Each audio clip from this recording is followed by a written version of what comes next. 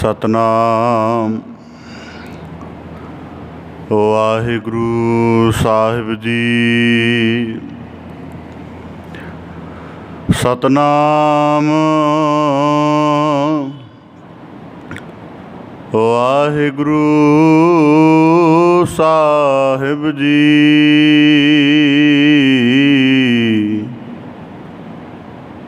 बिन सतगुर सेवे बहुता दुख लागा।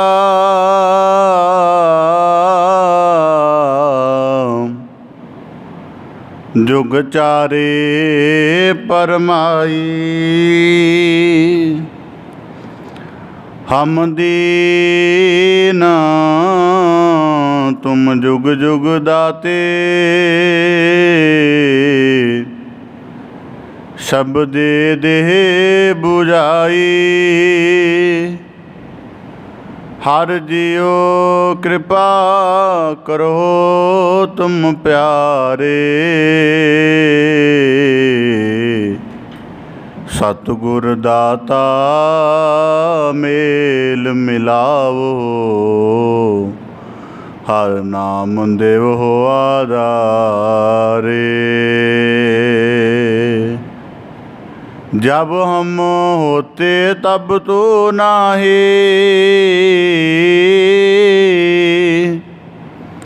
अब तू ही मैं नाही। अनल अगम जैसे लहर मयो दद जल केवल जल माही। माधवे क्या कहिए प्रम ऐसा जैसा मानिए होए ना तैसा। बेसुमार अथाह गणत तुलै जो बुलावो त्यो नानक दास बोले। जेता जियो पिंड सब तेरा तू अंतरजामी पुरख भगवान। दासन दास कहे जन नानक जेहा तू कराए तेहा हो करी वख्यान। सतनाम वाहिगुरु साहिब जी।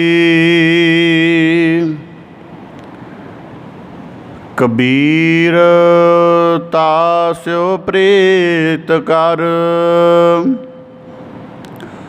जाको ठाकुर राम। पंडित राजे भूपति आवहे कौने काम। कबीर प्रीत एक सो किए आन दुविधा जाय। पावे लांबे केस कर पावे कर मुडाए। कबीर जग काजल के कोठरे अंध परे तिस माहे। हौ बलिहारी तिनको पैस जो नेकस जाहे। हौ बलिहारी तिनको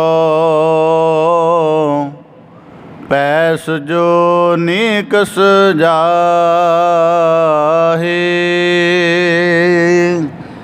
वाहिगुरु जी का खालसा वाहिगुरु जी की फतेह।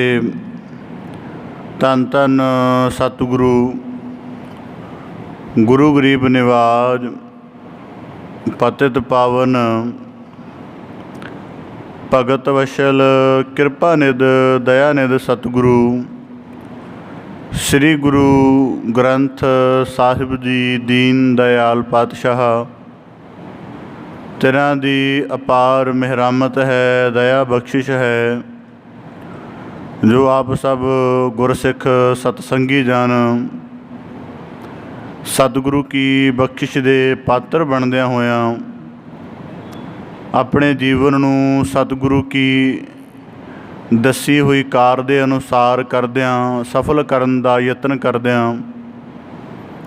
सतसंगत रूप विच जुड़ बैठ के अमृतमई बाणी दा अभ्यास दे नाल निर्मल कर्म करन दा अध्यात्मक यतन कर रहे हो। बड़े सुभाग्यशाली हो जी। सतगुरु साहिब जी बाणी दे अंतर्गत बख्शिश करते हैं, नानक कचड़िया सो तोड़ ढूढ़ सज्जन संत पक्या ओए जीवन दे विछड़े ओए मोया न जाही छोड़। संसार दे विच जितना कुछ दृष्टमान है, जितना कुछ पदार्थिक जां भौतिक रूप दे विच नज़र आउंदा है, सब चलनहार है, विनाशवान है। तो गुरु साहब जी कहते कचड़िया सो तोड़। कचड़िया का भाव ये है कि जेड़े जीवन के बाहरी हालातां दे विच भी मनुख का साथ छड़ दिंदे हन, अंदरूनी जीवन दे विच बने हुए संकट विच सहायता तां की करनी, जां जेड़े केवल संसारिक दृष्टिकोण करके जीव दे नेड़े लगदे हन। गुरु साहब जी कहते ऐसे कचड़े, फिर कचड़ियां दा भाव जिन्हां दी मत विच गुरु के शब्द दा प्रकाश नहीं है, जिन्हां दे हिरदे विचों द्वैत नहीं मिटिया, जिन्हां दे जीवन विच अजे कोई नाम धन दी रास बड़े विशाल रूप दे विच एकत्रित नहीं हुई, जिन्हां दे पास अध्यात्मक ज्ञान दा खजाना नहीं है, इहो जे कच्चियां नालों तोड़ ढूढ़ सज्जन संत पक्या। ते जेड़े पक्के रूप दे विच भाव के शुभ गुणां वाले, अध्यात्मक जीवन की उच्चता वाले, द्वैत मुखी भावना तो रहत वाले जितने महापुरुष भाव गुरसिख आखे जाते हैं, उन्हां दे नाल अपना निकटतम संबंध बनाओ तां कि उन्हां दे जीवन दे विचों ग्रहण कीती प्रेरणा, ग्रहण कीती अध्यात्मक जीवन की शैली जिहड़ी है परलोक नूं तां सुहेला बनाएगी, परलोक का भी जिहड़ा जीवन है वो उस्तत भरिया आनंद भरिया बना देगी। इस प्रकार सतसंगत वो मुकद्दस स्थान है जिथों सानू पूर्ण सतगुरु दे शब्द द्वारा अध्यात्मिक जीवन की उचेरी प्रेरणा मिलती है। आप जी बड़े सुभाग्यशाली हो जो ऐसा निर्मल यतन गुरु कृपा सदका रोज़ाना करते हो। सतगुरु की कृपा सदका आप जी भगत सिरमौर भगत कबीर साहिब जी तिन्हां दी रसना तो उचारण लड़ीवार श्लोक व्याख्या रूप दे विच श्रवण करके बख्शिश दे पात्र बन रहे सी। पावन बाणी दे अंतर्गत लड़ीवार श्लोकां दी व्याख्या दे नाल जुड़न दा यतन करिए जी। लड़ीवार व्याख्या प्रारंभ करन तो पहलां बड़े अदब सहित उचारण करो जी। सतनाम श्री वाहिगुरु साहिब जी। कबीर तास्यो प्रीत कर जाको ठाकुर राम। भगत कबीर साहिब जी श्लोकां दे अंतर्गत उपदेश बख्शिश करदिआं पिछले श्लोकां दे विच बख्शिश कीती सी कि जिस प्रकार जगत के बड़े मित्र बना ले जान पर सारे सुखदायक नहीं हुंदे, पर जे जगत के बहुते मित्र बनाउण की बजाय किसी विश्वास करके हिरदे के तल ते एक अकाल पुरख के नाल अपना निकटवर्ती संबंध बनाया जाए तो सारा जीवन सुखदायक हो सकता है। इसे प्रकार मरण की जिस भावना तो जगत घबराउंदा है, अगर उस मरण के डर की बजाय मनुख अपने हों वाली होंद नूं मेट के ते अपने जीवन अंदर सत का प्रकाश उज्जवल रूप दे विच कर ले तो फिर उसनूं जीवन दे विच परमानंद की प्राप्ति हो सकती है। ते अंतिम श्लोक विच बख्शिश कीती सी कि जद अध्यात्मक मार्ग ते चलदियां बंदगी करदियां रूहानी जीवन जिउंदियां जीवन दे विच रब्बी भेद हिरदे दे अंदर प्राप्त होने आरंभ हो जाण तां उन्हां नूं एक राज रूप दे विच संकुचित रूप दे विच जीवन दे विच संभालना करो तां कि क्योंकि संसार दे विच इहदा ना कोई जाणकार है, ना गाहक है, ते ना इहदी कीमत। इस प्रकार भगत कबीर साहब जी ने सानूं बख्शिश कीती सी। इसे प्रकार अगले श्लोकां विच बख्शिश करदे हन।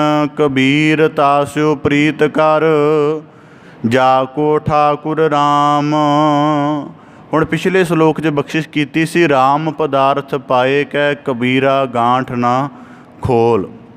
एक हुण इसे संबंध विच भगत कबीर साहब जी फरमा रहे हैं कि जिन्हें राम पदार्थ पालिया पहलां उन्हूं सावधानी दसी गई कि एवें इहदी थां वणज नहीं करनी, तैं थां जाके इहदी चर्चा जां थां जाके इहदा कोई जिक्र आरंभ नहीं करना, सगों बिल्कुल जे किते कोई मिल जावे जग्यासू कोई प्रेम भावना वाला तां इन्हां रब्बी भेतां दी सांझ पा के उहदे जीवन नूं भी प्रेरणा बख्श देनी, नहीं तां शांत रहना। पर इसे संबंध विच भगत कबीर साहब जी अगले श्लोक दे विच एक अगला सूत्र बख्शिश करते हैं। तास्यो प्रीत कर जाको ठाकुर राम। हुण इसे प्रकार एक मनुख दुनियादारी दे विच मनुख अपनी किरत कला जां अपने जीवन का जो भी निर्वाह है ਉਹਦੇ ਵਿੱਚ ਉਦੋਂ ਉਹ ਠੀਕ ਤਰੀਕੇ ਨਾਲ ਸਫਲਤਾ ਪ੍ਰਾਪਤ ਕਰ ਲੈਂਦਾ ਹੈ ਜਦੋਂ ਉਸ ਤਰ੍ਹਾਂ ਦੇ ਉਹਦੇ ਸੰਗੀ ਹੋਣ, ਜਿਸ ਤਰ੍ਹਾਂ ਦੇ ਉਹਦੇ ਜੀਵਨ ਦਾ ਮਨੋਰਥ ਹੈ, ਜਿਸ ਤਰ੍ਹਾਂ ਦੀ ਉਹ ਅਵਸਥਾ ਵਾਲਾ ਆਪ ਹੈ।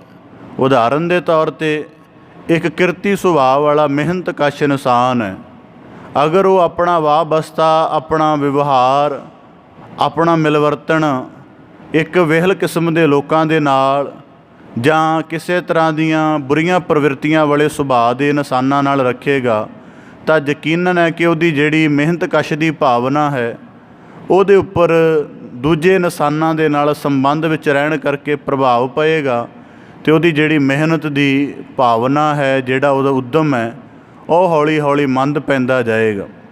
ਤਾਂ ਇਸੇ ਪ੍ਰਕਾਰ ਭਗਤ ਕਬੀਰ ਸਾਹਿਬ ਜੀ ਕਹਿੰਦੇ ਜਦੋਂ ਰਾਮ ਪਦਾਰਥ ਪਾਲਿਆ ਤਾਂ ਭਗਤ ਕਬੀਰ ਸਾਹਿਬ ਜੀ ਕਹਿੰਦੇ ਫਿਰ ਇਸੇ ਮਾਰਗ 'ਤੇ ਚੱਲਦਿਆਂ ਤਾਂ ਸਿਉ ਪ੍ਰੀਤ ਕਰ ਜਾ ਕੋ ਠਾਕੁਰ ਰਾਮ। ਜਿਨ੍ਹਾਂ ਨੇ ਆਪਣਾ ਮਾਲਕ ਉਸ ਸਰਮੰਤੀ ਰਾਮ ਪਰਮੇਸ਼ਰ ਨੂੰ ਮੰਨਿਆ, ਉਹਨਾਂ ਦੇ ਨਾਲ ਪ੍ਰੀਤ, ਉਹਨਾਂ ਦੇ ਨਾਲ ਮਿਲਵਰਤਨ ਸੰਬੰਧ ਬਣਾ।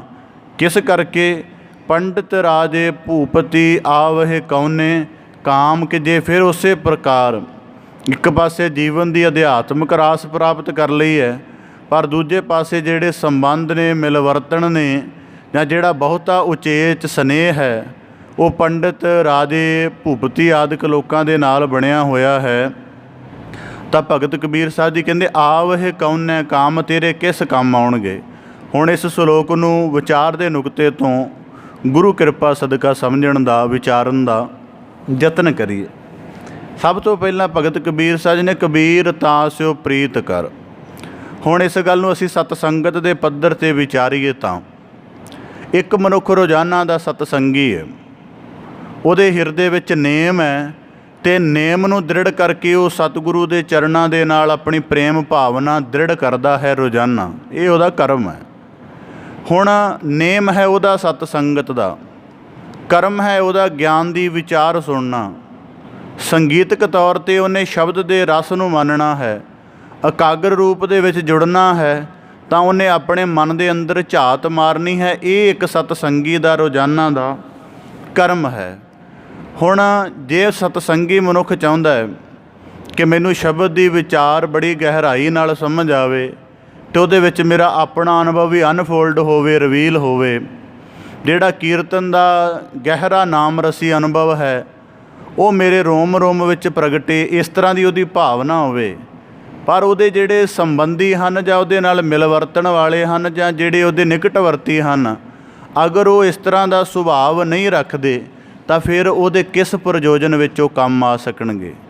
भाव कि जिन्हां दे नाल है सतसंगी है पर संबंध उन्हां दे नाल है जिन्हां नूं ज्ञान दी विचार दा उक्का ही नहीं पता, जिन्हां ने कदे कीर्तन दे रस विच डुबकी नहीं लगाई, जिन्हां ने कदे मन दे झात अंदर झात मार के मन दे जोत स्वरूप नूं बुझण दा यतन नहीं कीता, इहो जिहां दे नाल अगर मनुख दा संबंध रहेगा तो वो अध्यात्मक जीवन दे विच किन्नी कुछ उन्नति कर सकेगा, ये असीं सहजे ही समझ सकते हाँ। इस करके भगत कबीर साह जी कहते तां स्यो प्रीत कर, एक तो परम प्रीत अकाल पुरख के चरणों के नाल, दूजी जे उस दे लई सहायक, क्योंकि हरेक चीज़ का एक प्रमुख धुरा हुंदा है, कुछ उहदे सहायक हुंदे हन। तो इस प्रकार अध्यात्मक जीवन ते चलदिआं तेरे अध्यात्मक जीवन की साधना ठीक रूप दे विच बनी रहे, इस करके उन्हां संगियां दी, उन्हां निकटवर्तियां दी चोण कर जिहड़े तेरे जीवन की अध्यात्मक उन्नति दे विच थोड़ा वाधा कर सकण। इहदा सरल जिहा अर्थ करना होवे कि जे सतसंगी हाँ तो सतसंगी मनुखां दे नाल ही अपना विल मिल वरतन है, जां जिहड़ा अपने विचारां दी सांझ है उन्हां दे नाल ही पाई जावे। क्यों हुण उदाहरण के तौर पर दो सतसंगी रोजाना सतसंगत विच बैठणगे, दोवां ने समान रूप दे विच ज्ञान की विचार श्रवण कीती है, जद गुरु घर की दहलीज तो बाहर हो के फिर दोबारा ज्ञान की विचार नूं आपस दे विच करके नुकता समझणगे तो दोवां दे अनुभव इक्को समय ते साझे होणगे ते उन्हां दे जीवन विच ज्ञान की विचार की जिहड़ी गहराई है वो बड़े नुकतियां तो जिहड़ी है प्रगट होवेगी तो गुरु की विचार शब्द विचार दे होर नेड़े होणगे। तो इस प्रकार फिर एक होर गल, जे उन्हां दे विचों कोई एक पिछे है तो एक साधना दे विच अगे है, वो फिर एक दूजे दे लई, क्योंकि गुरसिखां दी भावना ऐसी है, गुरबाणी च वाक ने गुरसिखां इक्को प्यार गुर मित्तां पुत्तां भाईयां, कि अगर कोई गुरसिख शब्द की विचार जिहड़ी गहरी जानदा है तो कोई अजे समान रूप दे विच सतही पद्धर ते जानदा जिहड़ा अगे है उन्हें दूसरे नूं समझाउण दा, उन्हूं दृढ़ कराउण दा, उन्हूं जनाउण दा यतन करना है। तो जिहड़ा मगर है उहदे अंदर भावना रहनी चाहिए कि मैं अगे हो के इस गल दे विच मोहरी होना है। तो भगत कबीर साह जी कहते तां स्यो प्रीत कर जा को ठाकुर राम। हुण गल करा दुनियावी नुकते तो, जिहड़े मनुख कारोबारी हुंदे ने, उदाहरण के तौर पर जिन्हां दी कारोबारी सिलसिले ने, कदे उन्हां दा सर्कल देखना, उन्हां दा सर्कल देखोगे कारोबारी लोकां दे नाल बैठना उठना है, किते घुम्मण जा रहे ने देश प्रदेश दे विच अपने कारोबारी मित्रां दे नाल, किते विआह समागम दे विच इकट्ठे बैठे ने अपने कारोबारी संबंधियों दे नाल। दूजी तरह की उन्हां दा ख्याल ही नहीं हुंदा, क्योंकि उन्हां दा सुभाਅ ऐसा बनिया हुंदा और उस प्रकार अपने खेत्र दे विच लगातार वधण दी जिहड़ी उन्हां दे अंदर एक चेष्टा हुंदी है वो उन्हां नूं इस तरह का कर्म दिंदी है। इस प्रकार एक बड़ी निमन गल कर ली जाए, एक नशई मनुख हमेशा नशई मनुखां दे संग 'च ही बैठेगा, उन्होंने दूजा संग सुखाउंदा ही नहीं। उन्होंने पता इत्थे मैनूं पूरा जिहड़ा नशे का आनंद है वह पूरा सरूर जिहा मैनूं मिलना, इस करके इत्थे बैठदा। दुनियावी तौर पर तो गल ये समझ आ जाती है कि बंदा जिवें दा सुभाਅ होवे जां जिवें दा उहदा कित्ता होवे जां जिवें दी उहदी जिहड़ी मानसिक प्रवृत्तियां होण उवें दी संगत दी चोण कर लैंदा है और करदा भी है। पर अध्यात्मक जगत दे विच ये गल विपरीत बन जाती है। सवेर शाम दा सतसंगी है पर वास्ता उस मनुख दे नाल है, उठना बैठना उस मनुख दे नाल है जिहड़ा मनमुखी जीवन वाला है। बड़े ऐसे सतसंगी हैं जिहड़े जिक्र करनगे जी रस नहीं बनता, कागरता नहीं बनती, तो फिर सुभावक पुछीदा है कि संग किन्हां दे नाल है, कहणगे गुआंढी है, की करदा है, कदी गुरु घर नहीं आया, कदी ज्ञान की विचार के नेड़े नहीं आया, जां परिवार विच ही ऐसे संबंधी ने जिन्हां नूं ज्ञान की विचार की सार नहीं है, उन्हां दे नाल संबंध है। उदाहरण के तौर पर घंटा तो फिर गुरु घर बतीत किया, तो बाकी घंटे जदों उहदे निकट बतीत कीते ने ਤੇ ਮਨ ਨੇ ਤਾਂ ਵਧੇਰੇ ਪ੍ਰਭਾਵ ਉਹਦਾ ਹੀ ਕਬੂਲਣਾ ਜਿਹਦਾ ਸਮੇਂ ਜ਼ਿਆਦਾ ਨਿਕਟ ਰਿਹਾ। ਤਾਂ ਇਸੇ ਪ੍ਰਕਾਰ ਭਗਤ ਕਬੀਰ ਸਾਹਿਬ ਜੀ ਕਹਿੰਦੇ ਕਬੀਰ ਤਾਸਿਓ ਪ੍ਰੀਤ ਕਰ। ਕਿਉਂ? ਹੁਣ ਦੂਜੀ ਇਹਦਾ ਇੱਕ ਪੱਖ ਇਹ ਕਿ ਅਧਿਆਤਮਿਕ ਜੀਵਨ 'ਚ ਐਸੇ ਸੰਗ ਦੇ ਨਾਲ ਮਦਦ ਮਿਲਦੀ ਹੈ। ਦੂਜਾ ਪੱਖ ਐਸਾ ਕਿਉਂ? ਦੂਜਾ ਪੱਖ ਇਸ ਕਰਕੇ ਕਿ ਜਦੋਂ ਅਸੀਂ ਅਧਿਆਤਮਿਕ ਜੀਵਨ ਦੇ ਮਾਰਗ 'ਤੇ ਚੱਲਦੇ ਹਾਂ, ਜੇ ਉਸ ਤਰ੍ਹਾਂ ਦੇ ਸੰਗੀ ਨਹੀਂ ਚੁਣਦੇ ਹਾਂ ਤਾਂ ਮਨਮੁਖੀ ਲੋਕਾਂ ਦੇ ਸੰਪਰਕ ਵਿੱਚ ਰਹਿੰਦੇ ਹਾਂ ਤਾਂ ਸਾਡੀ ਜਿਹੜੀ ਰੋਜ਼ਾਨਾ ਦੀ ਅਵਸਥਾ ਬੰਦਗੀ ਵਿੱਚੋਂ ਘੜੀ ਜਾਣੀ ਹੈ, ਰੋਜ਼ਾਨਾ ਖੀਣ ਹੁੰਦੀ ਜਾਏਗੀ ਅਤੇ ਸਾਡੇ ਜੀਵਨ ਦੇ ਵਿੱਚ ਜਿਹੜੀ ਦ੍ਰਿੜਤਾ ਹੈ ਉਹ ਨਹੀਂ ਪੈਦਾ ਹੋ ਸਕੇਗੀ। ਸਾਡਾ ਜਿਹੜਾ ਕਰਮ ਹੈ ਰੋਜ਼ਾਨਾ ਉਚਾਈ ਵੱਲ ਜਾਣਾ ਹੈ, ਜਿਹਦੀ ਭਾਵਨਾ ਵਧਣੀ ਹੈ, ਜਿਹਦਾ ਅੰਦਰ ਮਗਰਲੇ ਪਾਸੇ ਵਾਲਾ ਸਿਦਕ ਵਧਣਾ ਹੈ। ਜਦੋਂ ਵਿਪਰੀਤ ਸੁਭਾਅ ਵਾਲੇ ਮਨੁੱਖਾਂ ਦੇ ਸੰਪਰਕ ਵਿੱਚ ਹੋਵਾਂਗੇ ਤਾਂ ਉਹ ਰੋਜ਼ਾਨਾ ਖੀਣ ਹੁੰਦਾ ਜਾਏਗਾ। ਅਤੇ ਇਸ ਕਰਕੇ ਭਗਤ ਕਬੀਰ ਸਾਹਿਬ ਜੀ ਕਹਿੰਦੇ ਪੰਡਿਤ ਦਾ ਭਾਵ ਕਿ ਤੈਨੂੰ ਕਰਮਕਾਂਡ ਸਿਖਾ ਦੇਣਗੇ। ਕਰਮਕਾਂਡ ਦਾ ਭਾਵ ਇਹ ਹੈ ਕਿ ਤੈਨੂੰ ਬਾਹਰੀ ਧਰਮ ਦੀ ਪੂਜਾ ਪ੍ਰਤਿਸ਼ਠਾ ਦੇ ਵਿਧਾਨ ਸਮਝਾ ਦੇਣਗੇ, ਅੰਦਰੂਨੀ ਤੌਰ 'ਤੇ ਉੱਨਤੀ ਕਿਵੇਂ ਕਰਨੀ ਹੈ। ਜਾਂ ਪੰਡਿਤ ਦਾ ਅਰਥ ਹੁੰਦਾ ਸਿਆਣੇ ਲੋਕ। ਇਹ ਤੈਨੂੰ ਧਰਮ ਸ਼ਾਸਤਰਾਂ ਦੀ ਵਿਚਾਰ ਦੇ ਵਿੱਚ ਉਲਝਾ ਦੇਣਗੇ, ਉਹਦੇ ਵਿੱਚੋਂ ਤੱਤ ਨਹੀਂ ਚੀਨਣ ਦੇਣਗੇ। ਤਾਂ ਭਗਤ ਕਬੀਰ ਸਾਹਿਬ ਜੀ ਕਹਿੰਦੇ ਇਹ ਵੀ ਫਿਰ ਕਿਸ ਕਰਕੇ? ਅੱਗੇ ਆਖਦੇ ਹਨ ਰਾਜੇ ਲੋਕਾਂ ਸ਼ਾਸਨਕਰਤਾਵਾਂ ਦਾ ਕੰਮ ਹੈ ਕਿ ਬਹੁਤ ਸਾਰੇ ਲੋਕਾਂ ਨੂੰ ਆਪਣੇ ਅਧੀਨ ਕਰਨਾ ਜਾਂ ਉਹਨਾਂ ਦੇ ਉੱਪਰ ਆਪਣਾ ਹੁਕਮ ਚਲਾਉਣਾ। ਤਾਂ ਭਗਤ ਕਬੀਰ ਸਾਹਿਬ ਜੀ ਕਹਿੰਦੇ ਇਹ ਵੀ ਕਿਸ ਪ੍ਰਕਾਰ ਤੇਰੇ ਕੰਮ ਆ ਸਕਦੇ ਹਨ। ਤਾਂ ਭਗਤ ਕਬੀਰ ਸਾਹਿਬ ਜੀ ਕਹਿੰਦੇ ਕਬੀਰ ਤਾਸਿਓ ਪ੍ਰੀਤ ਕਰ ਜਾ ਕੋ ਠਾਕੁਰ ਰਾਮ ਪੰਡਿਤ ਰਾਜੇ ਭੂਪਤੀ ਆਵਹਿ ਕੌਨੇ ਕਾਮ। ਇਹ ਲੋਕ ਤੇਰੇ ਕਿਸ ਕੰਮ ਆਉਣ ਵਾਲੇ ਹਨ? ਕਿਉਂਕਿ ਤੇਰੀ ਜਿਸ ਦੇ ਨਾਲ ਪ੍ਰੀਤ ਹੈ, ਪੰਡਿਤ ਦਾ ਜਾਂ ਰਾਜਿਆਂ ਦਾ ਉਹਦੇ ਨਾਲ ਕੋਈ ਵਾਸਤਾ ਹੀ ਨਹੀਂ ਹੈ। ਤਾਂ ਫਿਰ ਇਸ ਕਰਕੇ ਜਿਹਦੇ ਨਾਲ ਪ੍ਰੀਤ ਹੈ ਉਹਦੇ ਨਾਲ ਪ੍ਰੀਤ ਹੋਰ ਪਰਪੱਕ ਹੋ ਜਾਵੇ। ਇਸ ਕਰਕੇ ਉਹ ਜੇ ਸਧਾਰਨ ਚਰਨ ਜੇ ਲੇਟੈਂਟ ਅਰਥ ਦੀ ਗੱਲ ਕਰ ਲਈ ਜਾਵੇ। ਅੱਜ ਦੇ ਸਮੇਂ 'ਚ ਆਪ ਜੀ ਜਿੰਨੇ ਪੰਜਾਬ ਦੇ ਵਿੱਚ ਜਾਂ ਪੂਰੇ ਵਿਸ਼ਵ ਭਰ ਦੇ ਵਿੱਚ ਅਧਿਆਤਮਿਕ ਬੰਦੇ ਦੇਖੋਗੇ ਜਿਨ੍ਹਾਂ ਨੂੰ ਸਾਧ ਸੰਤ ਮਹਾਤਮਾ ਜਾਂ ਇਸ ਤਰ੍ਹਾਂ ਕਿਹਾ ਜਾਂਦਾ ਹੈ, ਉਹਨਾਂ ਦੇ ਸੰਬੰਧੀ ਦੇਖ ਲੈਣਾ ਕਿਹੋ ਜਿਹੇ ਹੋਣਗੇ। ਇੱਕ ਕਿਸੇ ਦਾ ਵਿਸ਼ੇਸ਼ ਕਰਕੇ ਨਾਮ ਨਹੀਂ ਲੈਂਦੇ। ਮੈਂ ਵੈਸੇ ਵੀ ਮੇਰਾ ਸੁਭਾਅ ਹੈ ਕਿ ਭਾਵੇਂ ਗੱਲ ਕਿੰਨੀ ਵੀ ਪ੍ਰਮਾਣਿਕ ਪਤਾ ਹੋਵੇ ਪਰ ਉਹਨੂੰ ਇੱਕ ਮਹਾਤਮਾ ਸ਼ਬਦ ਦੇ ਹੇਠਾਂ ਸੰਗਤ ਦੇ ਸਾਹਮਣੇ ਰੱਖ ਦੇਣਾ ਕਿ ਬੜੇ ਮਹਾਤਮਾਵਾਂ ਦੀ ਗੱਲ ਕਰ ਲਈ ਜਾਵੇ। ਹੋਵੇਗਾ ਗੁਰਮਤਿ ਸਮਾਗਮ ਪਰ ਉਹਨਾਂ ਦੀ ਸਟੇਜ 'ਤੇ ਰਾਜਨੀਤਿਕ ਲੋਕ ਬੜੇ ਸੱਜ ਧੱਜ ਕੇ ਬੈਠੇ ਹੋਣਗੇ। ਬੰਦਾ ਪੁੱਛੇ ਕਿ ਅਧਿਆਤਮਿਕ ਇੱਥੇ ਗੱਲ ਚੱਲਣੀ ਹੈ, ਗਿਆਨ ਦੀ ਵਿਚਾਰ ਹੋਣੀ ਹੈ, ਕੀਰਤਨ ਦੇ ਵਿੱਚ ਨਾਮ ਰਸ ਦੀ ਵਰਖਾ ਹੋਣੀ ਹੈ, ਅਤੇ ਸਟੇਜ 'ਤੇ ਉਹ ਲੋਕ ਨੇ ਜਿਨ੍ਹਾਂ ਦੇ ਇਹਦੇ ਨਾਲ ਦੂਰ ਦੂਰ ਤੱਕ ਵਾਹ ਬਸਤਾ ਨਹੀਂ। ਇਹਦਾ ਮਤਲਬ ਤੇਰੀ ਅਜੇ ਰਾਮ ਦੇ ਨਾਲ ਪ੍ਰੀਤ ਨਹੀਂ ਹੈ। ਇਸ ਕਰਕੇ ਦੁਨੀਆਦਾਰੀ 'ਚ ਨੁਕਤੇ ਚੱਲਦੇ ਨੇ। ਮੈਂ ਪੂਰੇ ਪੰਜਾਬ ਦਾ ਹੀ ਮਾਹੌਲ ਇਸ ਤਰ੍ਹਾਂ ਦਾ ਕਿਸੇ ਇੱਕ ਗੱਲ ਦਾ ਨਹੀਂ ਹੈ ਕਿ ਉੱਥੇ ਹਾਂ ਕੋਈ ਬੰਦਗੀ ਰੱਤੀ ਮੂਰਤ ਬੈਠੀ ਹੋਵੇ ਜਿਹਦੇ ਚਿਹਰੇ ਤੋਂ ਐਸਾ ਜਲਾਲ ਝਲਕੇ ਕਿ ਅਗਲੇ ਦੇ ਦੇਖਣ 'ਚ ਸੁੱਤੇ ਸੇ ਦੀ ਬੰਦਗੀ ਦੀ ਪ੍ਰੇਰਣਾ ਪੈਦਾ ਹੋਵੇ। ਅਤੇ ਜੇ ਦੇਖ ਕੇ ਬੰਦੇ ਨੂੰ ਉੱਥੇ ਅਵਗੁਣੀ ਚੇਤੇ ਆ ਰਹੇ ਨੇ, ਦੁਨੀਆ ਦਾ ਕਿਹੜਾ ਐਸਾ ਰਾਜਨੀਤਿਕ ਇਨਸਾਨ ਹੈ ਜਿਹਨੂੰ ਦੇਖ ਕੇ ਮਨੁੱਖ ਨੂੰ ਆਪਣੇ ਸੱਤ ਸੰਤੋਖੀ ਗੁਣਾਂ ਦਾ ਯਾਦ ਆਵੇ? ਕੋਈ ਐਸਾ ਦੁਨੀਆ ਦਾ ਰਾਜਨੀਤੀਵਾਨ ਨਹੀਂ ਹੈ। ਤਾਂ ਇਸੇ ਪ੍ਰਕਾਰ ਭਗਤ ਕਬੀਰ ਸਾਹਿਬ ਜੀ ਕਹਿੰਦੇ ਫਿਰ ਇਹਦਾ ਭਾਵ ਇਹ ਹੈ ਕਿ ਜੇ ਤੇਰੀ ਪ੍ਰੀਤ ਹੈ ਤਾਂ ਫਿਰ ਤੇਰੀ ਪ੍ਰੀਤ ਦੇ ਨਾਲ ਸੰਬੰਧੀ ਐਸੇ ਹੋਣੇ ਚਾਹੀਦੇ ਹਨ। ਜੇ ਤੇਰੀ ਪ੍ਰੀਤ ਹੋਣ ਦੇ ਬਾਵਜੂਦ ਤੇਰੇ ਨਿਕਟਵਰਤੀ ਸੰਬੰਧੀ ਕੁਝ ਹੋਰ ਤਰ੍ਹਾਂ ਦੇ ਹਨ ਤਾਂ ਗੁਰੂ ਸਾਹਿਬ ਜੀ ਕਹਿੰਦੇ, ਭਗਤ ਕਬੀਰ ਸਾਹਿਬ ਜੀ ਕਹਿੰਦੇ ਫਿਰ ਤੇਰੀ ਪ੍ਰੀਤ ਦੀ ਸਾਧਨਾ ਦੇ ਵਿੱਚ ਕੁਝ ਨਾ ਕੁਝ ਜਿਹੜੀ ਹੈ ਕਮਜ਼ੋਰੀ ਘਾਟ ਹੋ ਸਕਦੀ ਹੈ। ਤਾਂ ਭਗਤ ਕਬੀਰ ਸਾਹਿਬ ਜੀ ਕਹਿੰਦੇ ਇਸੇ ਪ੍ਰਕਾਰ ਪੰਡਿਤ ਰਾਜੇ ਭੂਪਤੀ ਆਵਹਿ ਕੌਨੇ ਕਾਮ। ਇਹ ਤੇਰੇ ਕਿਸ ਕੰਮ ਆ ਸਕਣਗੇ? ਤਾਂ ਇਸੇ ਪ੍ਰਕਾਰ ਭਗਤ ਕਬੀਰ ਸਾਹਿਬ ਜੀ ਬਖਸ਼ਿਸ਼ ਕਰਦੇ ਹਨ ਕਬੀਰ ਤਾਸਿਓ ਪ੍ਰੀਤ ਕਰ। ਹੁਣ ਇਸੇ ਪ੍ਰਕਾਰ ਕਿ ਤੂੰ ਉਹਨਾਂ ਦੇ ਨਾਲ ਪ੍ਰੀਤ ਕਰ ਜਿਨ੍ਹਾਂ ਨੇ ਰਾਮ ਨੂੰ ਆਪਣਾ ਠਾਕੁਰ ਬਣਾਇਆ ਹੋਇਆ ਹੈ। ਅਤੇ ਜਿਹੜੇ ਮਹਾਤਮਾਵਾਦਕ ਨੇ ਆਪਣੇ ਆਕਾ ਰਾਜਨੀਤਿਕ ਜਾਂ ਹੋਰ ਬੌਧਿਕ ਪੱਧਰ ਦੇ ਲੋਕਾਂ ਨੂੰ ਬਣਾਇਆ, ਤੇਰਾ ਉਹਨਾਂ ਦੇ ਨਾਲ ਕੀ ਵਾਬਸਤਾ ਹੈ? ਤਾਂ ਇਸੇ ਪ੍ਰਕਾਰ ਭਗਤ ਕਬੀਰ ਸਾਹਿਬ ਜੀ ਕਹਿੰਦੇ ਪੰਡਿਤ ਰਾਜੇ ਭੂਪਤੀ ਆਵਹਿ ਕੌਨੇ ਕਾਮ। ਹੁਣ ਗੱਲ ਬੜੀ ਵਿਚਿੱਤਰ ਹੈ ਲੇਟੈਂਟ ਅਰਥ ਦੇ ਵਿੱਚ। ਇੱਕ ਰਾਜਨੀਤਿਕ ਬੰਦਾ ਇੱਕ ਸੰਤ ਮਹਾਂਪੁਰਖ ਜਾਂ ਮਹਾਤਮਾ ਦੇ ਨਾਲ ਜੁੜ ਕੇ ਆਪਣਾ ਰਾਜਨੀਤਿਕ ਲਾਭ ਕੱਢ ਲੈਂਦਾ ਹੈ, ਪਰ ਇੱਕ ਭਗਤ ਬੰਦਾ ਰਾਜਨੀਤਿਕ ਦੇ ਨਾਲ ਜੁੜ ਕੇ ਆਪਣੇ ਭਗਤੀ ਦਾ ਜਾਂ ਆਪਣੇ ਅਧਿਆਤਮਿਕ ਜੀਵਨ ਦਾ ਲਾਭ ਕਦੀ ਵੀ ਨਹੀਂ ਕੱਢ ਸਕਦਾ। ਕਿਉਂ? ਕਿਉਂਕਿ ਦੋਵਾਂ ਦਾ ਖੇਤਰ ਵਿਪਰੀਤ ਹੈ। ਇਸੇ ਪ੍ਰਕਾਰ ਭਗਤ ਕਬੀਰ ਸਾਹਿਬ ਜੀ ਇਸ ਸ਼ਲੋਕ ਦੇ ਵਿੱਚ ਬੜੇ ਪੱਖ ਰਿਵੀਲ ਹੋ ਰਹੇ ਨੇ ਜੇ ਅਸੀਂ ਹੋਰ ਜ਼ਿਆਦਾ ਗਹਿਰਾ ਸਮਝਣ ਦਾ ਯਤਨ ਕਰੀਏ, ਕਿਉਂਕਿ ਅੱਜ ਦੀ ਜਿਹੜੀ ਧਾਰਮਿਕਤਾ ਹੈ ਉਹ ਇਸ ਤਰ੍ਹਾਂ ਦੀ ਹੀ ਹੈ। ਤਾਂ ਭਗਤ ਕਬੀਰ ਸਾਹਿਬ ਜੀ ਕਹਿੰਦੇ ਆਵਹਿ ਕਉਨੇ ਕਾਮ, ਉਹ ਤੇਰੇ ਕਿਸੇ ਕੰਮ ਨਹੀਂ ਹੋ ਸਕਦਾ। ਤੇਰੇ ਤੋਂ ਉਹਨਾਂ ਦੀ ਕੋਈ ਕਾਰਜ ਸਵਰ ਜਾਏ, ਪਰ ਉਹ ਤੇਰੇ ਕਾਰਜ ਕਿਸੇ ਨਹੀਂ ਆਉਣਗੇ। ਇਸ ਕਰਕੇ ਜੇ ਰਾਮ ਪਦਾਰਥ ਪਾਇਆ ਹੈ ਤਾਂ ਉਸ ਤਰ੍ਹਾਂ ਦੇ ਗਾਹਕ ਲੱਭ। ਇਸ ਕਰਕੇ ਉਵੇਂ ਦੇ ਗਾਹਕ, ਉਵੇਂ ਦਾ ਮਾਹੌਲ, ਉਵੇਂ ਦਾ ਸੰਗ ਲੱਭ।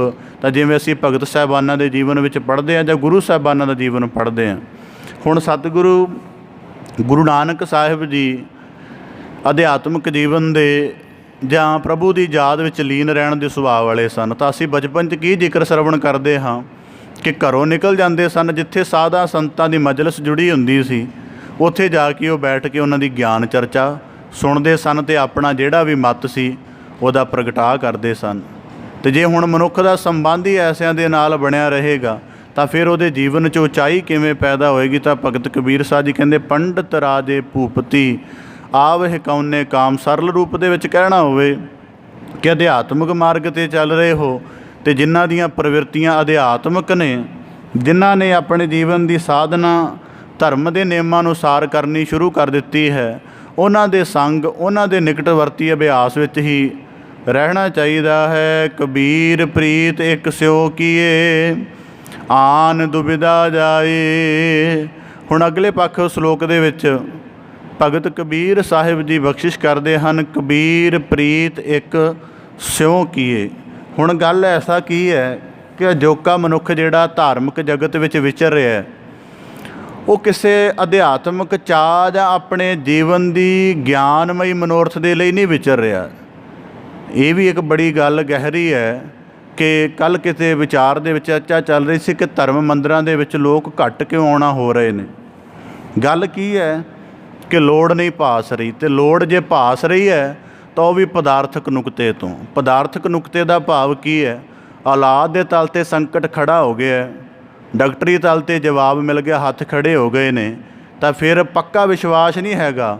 ਫਿਰ ਸਮਝਿਆ ਜਾ ਰਿਹਾ ਕਿ ਚਲੋ ਗੁਰੂ ਘਰ ਦੇ ਵਿੱਚੋਂ ਇਸ ਤਰ੍ਹਾਂ ਕੰਮ ਕਢਵਾ ਲਿਆ ਜਾਵੇ ਆਪਣਾ। ਪਦਾਰਥਕ ਨੁਕਤੇ ਤੋਂ ਬੰਦਾ ਗੁਰੂ ਘਰ ਆ ਰਿਹਾ ਹੈ, ਗੁਰੂ ਦੀ ਪ੍ਰੀਤ ਵਿੱਚੋਂ ਵੀ ਨਹੀਂ ਆ ਰਿਹਾ ਅਤੇ ਗਿਆਨ ਦੀ ਚੇਸ਼ਟਾ ਵਿੱਚੋਂ ਤਾਂ ਆਉਣਾ ਹੀ ਕੀ। ਇਹ ਤਿੰਨੇ ਨੁਕਤੇ ਅੱਜ ਕਾਰਗਰ ਸਤਸੰਗਤ ਵਿੱਚ ਨਹੀਂ। ਇਸ ਕਰਕੇ ਜਿਤਨੇ ਮਨੁੱਖ ਜੁੜ ਰਹੇ ਨੇ ਉਹਨਾਂ ਦੀ ਇੱਕ ਕੈਟਾਗਰੀ ਬਣਦੀ ਹੈ ਕਿ ਬੰਦਾ ਕਿਹੜੀ ਜਾ ਰਿਹਾ ਹੈ। ਹੁਣ ਜਿੰਨੇ ਸਤਸੰਗੀ ਆਉਂਦੇ ਨੇ, ਜਿੰਨਾ ਜਦੋਂ ਇਹਨਾਂ ਨਾਲ ਵਾਰਤਾਲਾਪ ਹੁੰਦਾ ਝੱਟ ਪਤਾ ਲੱਗ ਜਾਂਦਾ ਬੰਦਾ ਕਿਹੜੀ ਪ੍ਰਵਿਰਤੀ 'ਚੋਂ ਗੁਰੂ ਘਰ ਆ ਰਿਹਾ ਅਤੇ ਇਹਦੇ ਅੰਦਰ ਚੱਲਦਾ ਕੀ ਪਿਆ, ਕਿਉਂਕਿ ਉਹਦੇ ਵਾਕ ਦੱਸ ਦਿੰਦੇ ਨੇ। ਤਾਂ ਭਗਤ ਕਬੀਰ ਸਾਹਿਬ ਜੀ ਕਹਿੰਦੇ ਕਬੀਰ ਪ੍ਰੀਤ ਇੱਕ ਸਿਉ ਕੀਏ। ਇੱਕ ਅਕਾਲ ਪੁਰਖ ਦੇ ਨਾਲ ਪ੍ਰੀਤ ਕਰਨੀ ਹੈ, ਆਨ ਦੁਬਿਧਾ ਜਾਏ। ਬਾਕੀ ਸਭ ਪ੍ਰਕਾਰ ਦੀ ਦੁਬਿਧਾ ਛੱਡ ਦਿੱਤੀ ਜਾਵੇ, ਬਾਕੀ ਪ੍ਰਕਾਰ ਦੀ ਦੁਬਿਧਾ ਦਾ ਕੋਈ ਕਾਰਜ ਨਹੀਂ। ਤਾਂ ਭਗਤ ਕਬੀਰ ਸਾਹਿਬ ਜੀ ਕਹਿੰਦੇ ਇੱਕ ਸਿਉ ਕੀਏ ਆਨ ਦੁਬਿਧਾ ਜਾਏ। ਬਾਕੀ ਸਾਰੀ ਜਿਹੜੀ ਮਨ ਦੇ ਅੰਦਰ ਦੁਬਿਧਾ ਉਪਜਦੀ ਉਹਨੂੰ ਛੱਡ ਦਿੱਤਾ ਜਾਵੇ। ਭਾਵੇਂ ਲਾਂਬੇ ਕੇਸ ਕਰ, ਭਾਵੇਂ ਕਰ ਮੁੰਡਾਏ। ਗੱਲ ਪ੍ਰੀਤ ਦੇ ਸਿਲਸਿਲੇ ਦੀ ਹੈ ਅਤੇ ਜਿਹੜਾ ਬਾਹਰੋਂ ਮਤ ਮੰਨਿਆ ਜਾਂਦਾ ਕਿ ਮੈਂ ਆਪਣੀ ਪ੍ਰੀਤ ਧਾਰਨ ਕਰਨ ਦੇ ਲਈ ਲੰਮੇ ਕੇਸ ਵਧਾ ਕੇ ਜਟਾਵਾਂ ਰੱਖ ਲਵਾਂ ਜਾਂ ਸੰਨਿਆਸੀ ਹੋ ਕੇ ਪੂਰੀ ਤਰ੍ਹਾਂ ਆਪਣੇ ਕੇਸ ਜਿਹੜੇ ਕਟਵਾ ਲਵਾਂ, ਭਗਤ ਕਬੀਰ ਸਾਹਿਬ ਜੀ ਕਹਿੰਦੇ ਇਹਨਾਂ ਗੱਲਾਂ ਦੇ ਨਾਲ ਕੋਈ ਨਿਰਣਾਤਕ ਮਤ ਜਿਹੜਾ ਹੈ ਨਹੀਂ ਜੁੜਦਾ। ਇਸ ਸ਼ਲੋਕ ਨੂੰ ਵੀ ਸਮਝਣ ਦਾ ਯਤਨ ਕਰੀਏ। ਸ਼ਾਇਦ ਆਪ ਜੀ ਨੂੰ ਇਸ ਗੱਲ ਦਾ ਇਲਮ ਹੋਵੇ ਕਿ ਜਿਹੜੇ ਕੁਝ ਚਲਾਕ ਕਿਸਮ ਦੇ ਜਾਂ ਸ਼ਾਤਰ ਕਿਸਮ ਦੇ ਲੋਕ ਨੇ ਉਹ ਭਗਤ ਕਬੀਰ ਸਾਹਿਬ ਜੀ ਦੇ ਇਸ ਸ਼ਲੋਕ ਨੂੰ ਇਸ ਪੱਖ ਦੇ ਲਈ ਵਰਤਦੇ ਨੇ ਕਿ ਕੇਸ ਰੱਖਣ ਦਾ ਕੋਈ ਲਾਭ ਨਹੀਂ ਹੈ। ਇਸ ਪੱਖ ਦੇ ਲਈ ਇਹ ਸ਼ਲੋਕ ਵਰਤਿਆ ਜਾਂਦਾ ਹੈ। ਤਾਂ ਭਗਤ ਕਬੀਰ ਸਾਹਿਬ ਜੀ ਬਖਸ਼ਿਸ਼ ਕਰਦੇ ਕਬੀਰ ਪ੍ਰੀਤ ਇੱਕ ਸਿਉ ਕੀਏ। ਹਿਰਦੇ ਦੇ ਵਿੱਚੋਂ ਮਿਟਣਾ ਹੈ ਦਵੈਤ, ਹਿਰਦੇ ਦੇ ਵਿੱਚ ਸੰਯੋਜਿਤ ਕਰਨੀ ਹੈ ਅਕਾਲ ਪੁਰਖ ਦੇ ਪ੍ਰੇਮ ਦੀ ਸਾਧਨਾ। ਗੱਲ ਤਾਂ ਹਿਰਦੇ ਦੇ ਤਲ 'ਤੇ ਜੁੜਨ ਦੀ ਹੈ, ਪਰ ਧਰਮ ਦਾ ਅਭਿਆਸ ਇੱਕ ਦਾ ਚੰਗਾ ਲੱਗ ਗਿਆ, ਇੱਕ ਦਾ ਬੁਰਾ ਲੱਗ ਗਿਆ। ਇੱਕ ਨੂੰ ਧਰਮ ਦਾ ਅਭਿਆਸ ਸਮਝ ਆ ਗਿਆ ਕਿ ਜੇ ਜਟਾਵਾਂ ਰੱਖ ਲਈਆਂ ਜਾਣ ਤਾਂ ਪਰਮੇਸ਼ਰ ਦੀ ਪ੍ਰਾਪਤੀ ਹੈ, ਤਾਂ ਇੱਕ ਨੂੰ ਸਮਝ ਲੱਗਾ ਕਿ ਜੇ ਬਿਲਕੁਲ ਕੇਸਾਂ ਤੋਂ ਮੁਨਕਰ ਹੋ ਜਾਵੇ ਤਾਂ ਪਰਮੇਸ਼ਰ ਦੀ ਪ੍ਰਾਪਤੀ ਹੈ। ਤਾਂ ਭਗਤ ਕਬੀਰ ਸਾਹਿਬ ਜੀ ਕਹਿੰਦੇ ਵਿਸ਼ਾ ਤਾਂ ਮਨ ਦਾ ਹੈ, ਵਿਸ਼ਾ ਤਾਂ ਮਨ ਦੇ ਮੰਨਣ ਦਾ ਹੈ, ਪ੍ਰੀਤ ਦਾ ਹੈ। ਬਾਰੀ ਇਹਦੇ ਵਿੱਚ ਭੂਮਿਕਾ ਕਿਸ ਪ੍ਰਕਾਰ ਦਾਖਲ ਹੋ ਗਈ। ਤਾਂ ਇਸੇ ਪ੍ਰਕਾਰ ਭਗਤ ਕਬੀਰ ਸਾਹਿਬ ਜੀ ਕਹਿੰਦੇ ਕਬੀਰ ਪ੍ਰੀਤ ਇੱਕ ਸਿਉ ਕੀ।